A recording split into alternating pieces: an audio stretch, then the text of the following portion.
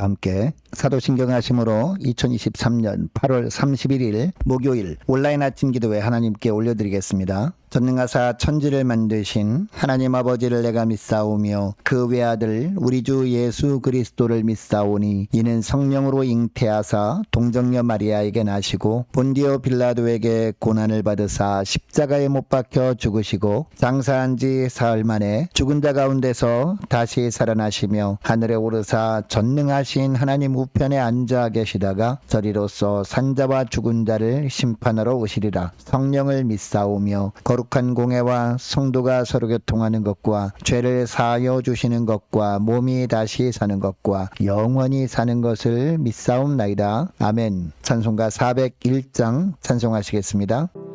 주의 곁에 있을 때 마음이 든든하오니 주여 내가 살 동안 인도하여 주소서.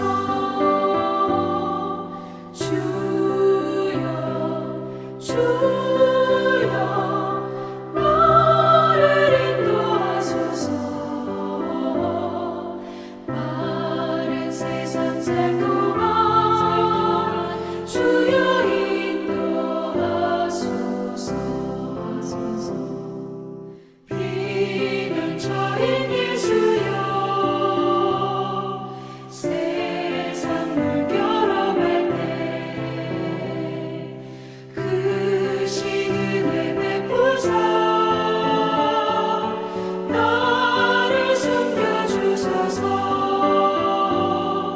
주여 나를 인도하소서. 마른 세상 살 동안 주여 인도하소서. 세상 풍파 지난 후 영화로운 나라와 눈물 없는 곳으로 들어가게 하소서. 주여 나를 인도하소서. 마른 세상 살 동안 주여 인도하소서.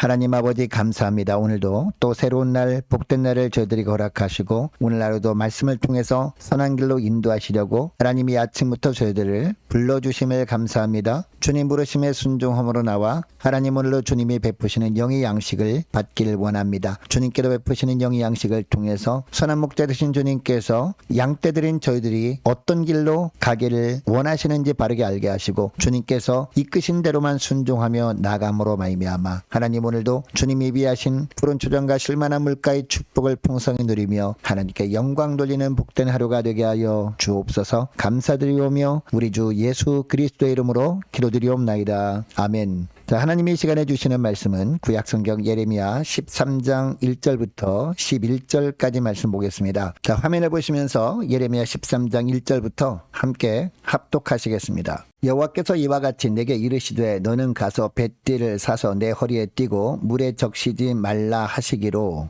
내가 여호와의 말씀대로 띠를 사서 내 허리에 띠니라. 여호와의 말씀이 다시 내게 임하여 이르시되 너는 사서 내 허리에 띈 띠를 가지고 일어나 유브라데로 가서 거기서 그것을 바위 틈에 감추라 하시기로 내가 여호와께서 내게 명령하신 대로 가서 그것을 유브라데 물가에 감추니라. 여러 날 후에 여호와께서 내게 이르시되 일어나 유브라데로 가서 내가 내게 명령하여 거기 감추게 한 띠를 가져오라 하시기로 내가 유브라데로 가서 그 감췄던 곳을 파고 띠를 가져오니 띠가 썩어서 풀어서 쓸 수 없게 되었더라. 여호와의 말씀이 내게 임하니라 이르시되 여호와께서 이와 같이 말씀하시니라. 내가 유다의 교만과 예루살렘의 큰 교만을 이같이 썩게 하리라. 이 악한 백성이 내 말 듣기를 거절하고 그 마음에 완악한 대로 행하며 다른 신들을 따라 그를 섬기며 그에게 절하니 그들이 이 띠가 쓸 수 없음 같이 되리라. 여호와의 말씀이니라. 띠가 사람이 허리에 속함 같이 내가 이스라엘 온 집과 유다 온 집으로 내게 속하게 하여 그들로 내 백성이 되게 하며 내 이름과 명예와 영광이 되게 하려 하였으나 그들이 듣지 아니하였느니라. 아멘. 여러분, 우리 그리스도인들이 불신자들과 다른 점이 분명히 있습니다. 물론 이 땅에서 살아가는 모습을 보면 비슷해 보이기는 합니다. 그러나 추구하는 것이 전혀 다릅니다. 불신자들은 땅의 것을 추구하는 반면에 예수 믿는 사람들은 비록 이 땅에서 살아도 하늘 소망을 추구하며 산다는 사실입니다. 그런데 우리가 이렇게 살아감으로 말미암아 하나님의 뜻이 이 땅에 이루어지게 되는 것을 가장 싫어하는 존재가 바로 마귀입니다. 그래서 마귀는 어떻게 하든지 우리가 이렇게 살지 못하도록 온갖 방법을 다 동원해서 공격합니다. 이 때문에 에베소서 6장 11절 말씀을 보면 마귀의 간계를 능히 대적하기 위하여 하나님의 전신갑주를 입으라 라고 하십니다. 여러분, 여기서 말하는 하나님의 전신갑주가 무엇입니까? 가장 먼저 진리로 허리띠를 띠는 겁니다. 그리고 의의 호심경을 붙이는 겁니다. 또 평안의 복음에 준비한 것으로 신을 신는 겁니다. 믿음의 방패를 들고 구원의 투구를 쓰고 성령의 검, 즉 말씀을 가지는 겁니다. 그리고 맨 마지막으로 기도와 간구를 하는 것인데 이 중에서 가장 먼저 나오는 것이 진리의 허리띠입니다. 허리에서 결코 풀리지 않도록 계속 허리에 이 띠를 띠고 있어야 합니다. 그렇지 않으면 옷이 흘러내려서 영적 전투를 할 수가 없게 되기 때문입니다. 자, 오늘 본문에 보니까 이 허리띠 이야기가 나오고 있습니다. 자, 1절에 보니까 예레미야에게 하나님의 말씀이 임합니다. 가서 뱃띠를 사서 내 허리에 띠고 물에 적시지 말라라는 겁니다. 예레미야가 이 말씀에 순종했더니 다시 하나님의 말씀이 임합니다. 4절에 보니까 너는 사서 내 허리에 띈 띠를 가지고 일어나 유브라데로 가서 거기서 그것을 바위 틈에 감추라 라는 겁니다. 배 허리띠를 띄었다가 허리띠를 풀고 한동안 그 허리띠를 다른 곳에 두어 보라는 겁니다. 이번에도 예레미야가 순종해서 배 허리띠를 풀고 그 허리띠를 유브라데 바위 틈에 감춥니다. 6절에 보니까 여러 날 후에 다시 하나님의 말씀이 임합니다. 일어나 유브라데로 가서 내가 내게 명령하여 거기 감추게 한 띠를 가져오라는 겁니다. 여러분, 보면 이상해 보이는 명령입니다. 배로 만든 띠를 허리에 띠라고 했다가 그것을 풀어서 유브라데 강가에 있는 바위 틈에 숨기고 오라는 명령이었습니다.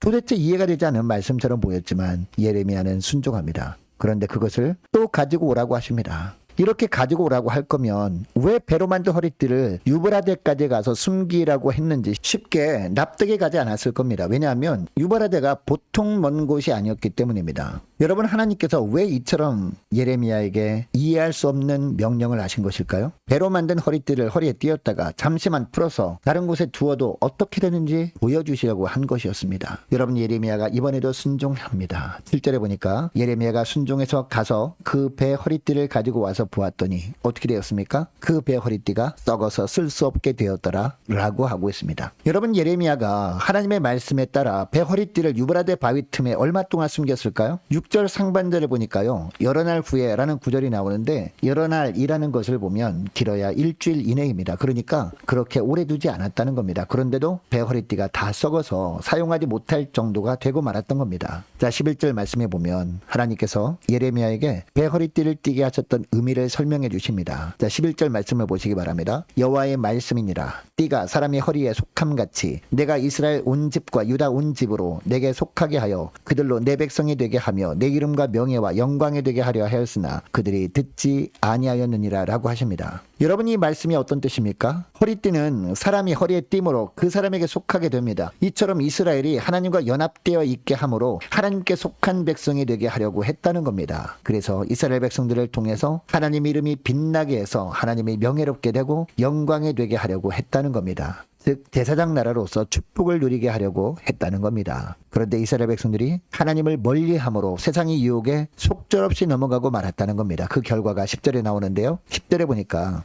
하나님의 말씀을 듣기를 거절합니다. 하나님을 향한 마음이 완악해지고 맙니다. 결국 하나님 이외의 다른 신들, 즉 우상을 숭배했을 뿐만 아니라 그 우상에게 절까지 하고 맙니다. 이처럼 영적으로 더러워짐으로 말미암아 제사장 나라의 역할을 감당하지도 못하게 되고 맙니다. 하나님께서는 이것을 배 허리띠가 썩은 것으로 보여주신 겁니다. 여러분, 이스라엘 백성들이 왜 이렇게 되고 말았을까요? 이스라엘 백성들은 제사장 나라로서 그들이 입는 옷을 묶어주는 허리띠만 허리에 차면 되는 사람들이 자들이 아니었습니다. 영적인 허리띠, 즉 진리의 띠를 심령에서 떨어지게 하면 안 되는 사람들이었습니다. 즉 진리 대신 하나님을 항상 의식하면서 오늘 본문의 예레미야처럼 하나님의 말씀대로 순종하며 살아야 했습니다. 그래야 사단이 유혹해 올 때마다 하나님이 주시는 지혜로 그 마귀의 유혹을 물리칠 수 있었던 겁니다. 그런데 이스라엘 백성들이 방심하고 하나님만을 의식하던 그들이 마음을 돌려서 세상을 의식하기 시작한 겁니다. 그러다 보니까 유혹에 넘어가서 영혼이 더러워져 버림으로 말미암아 하나님이 쓰기에 합당하지 않은 자들이 되고 만 겁니다. 그래서 구절에 보면 하나님은 유다의 교만과 예루살렘의 큰 교만을 썩게 만드시겠다라고 하시는 겁니다. 교만을 꺾어버리시겠다는 겁니다. 그들을 고난의 풀무불에 던져놓으시고 고쳐서라도 사용하고자 하셨던 겁니다. 여러분, 이것이 남유다의 멸망이었습니다. 여러분, 하나님은 오늘날도 한 번 구원하신 백성은요 결코 포기하지 않으십니다. 여러분, 우리 그리스도인들은 왕 같은 제사장들입니다. 우리가 하나님의 띠가 되어서 하나님으로부터 떨어지지 않기만 하면 우리는 하나님이 주시는 놀라운 축복을 누리게 됩니다. 매 순간마다 하나님이 주시는 하늘의 지혜로 살게 되고 하나님은 이런 삶을 사는 우리를 통해서 영광 받으십니다. 그러나 우리도 잠깐이라도 방심해서 하나님을 등진 삶을 살게 되면 어떻게 될까요? 그 틈을 마귀가 절대 놓치지 않습니다. 세상의 다양한 미혹거리들을 우리에게 보여주면서 유혹합니다. 하나님을 떠나 살게 되면 우리는 이 유혹에 속절없이 넘어가서 우리도 세상이라는 우상을 숭배하며 살게 됩니다. 결국 어떻게 됩니까? 하나님 보시기에 우리의 모습이 하나님이 쓰실 수 없는 상태가 된 것을 보시고 하나님께서는 우리의 교만을 꺾으시는 작업을 하십니다. 고난의 풀무에 집어넣으셔서 우리의 삶을 흔들어 놓으신다는 겁니다. 이렇게 하심으로 말미암아 죄악들을 드러내시고 회개의 자리로 인도하시는 하나님이 바로 우리의 하나님이십니다. 여러분, 그러므로 하나님 앞에서 어떤 삶을 사는 것이 지혜로운 삶일까요? 진리의 허리띠를 견고하게 띠고 사는 겁니다. 결코 그 띠를 벗지 않는 것입니다. 하나님께 온전히 붙어 있는 겁니다. 다른 표현으로 하면 조금도 방심하지 않고 늘 하나님만 의식하며 사는 겁니다. 오직 주님의 말씀에 순종만 하며 사는 겁니다.